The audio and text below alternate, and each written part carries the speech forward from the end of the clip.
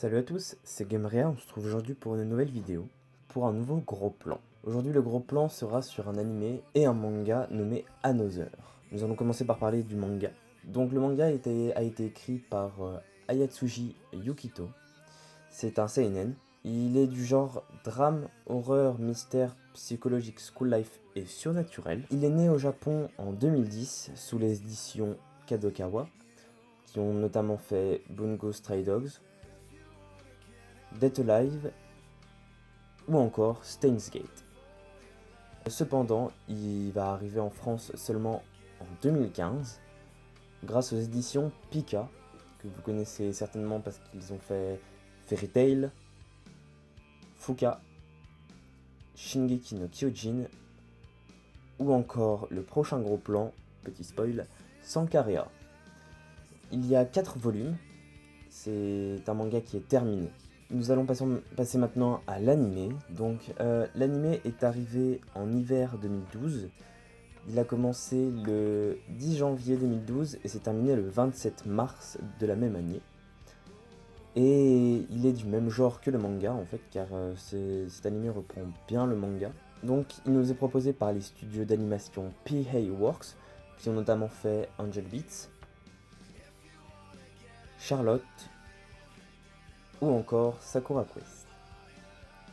Nous allons passer maintenant à la synopsis. En 1972, dans l'établissement de Yomiyama, au Japon, une jeune nommée Yomiyama Misaki meurt dans un accident mystérieux. Ses camarades de la classe 3-3, très attristés et ne voulant pas y croire, décident de faire comme si elle était encore en vie jusqu'à la fin de l'année, lors de la remise des diplômes. C'est alors le début d'une longue histoire. 26 ans après le drame, en 1998, un jeune garçon nommé Koichi Sakakibara est transféré dans la classe 3-3. Il fait alors la connaissance d'une élève très discrète et mystérieuse, Misaki Mei, qui porte un étrange bandeau à son œil gauche à laquelle aucun autre élève ne semble parler ou prêter attention.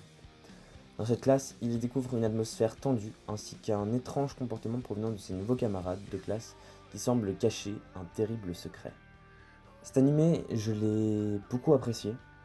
Franchement, les 12 épisodes passent très très vite. Les 24 minutes d'un épisode se passent encore plus vite. Franchement, les dessins en plus sont exceptionnels. Le personnage de Mei est super bien écrit. Elle est mystérieuse à souhait et puis elle est très reculée comparée à ses autres camarades. Donc elle est très timide et j'aime beaucoup cet animé. C'est un animé assez violent. On peut y voir des meurtres, des morts et du sang. C'est pour ça qu'il est interdit aux moins de 16 ans, même si je ne pense pas que les gens moins de 16 ans ne vont pas le regarder. Franchement, il est super cool. C'est un très bon animé en fin de compte.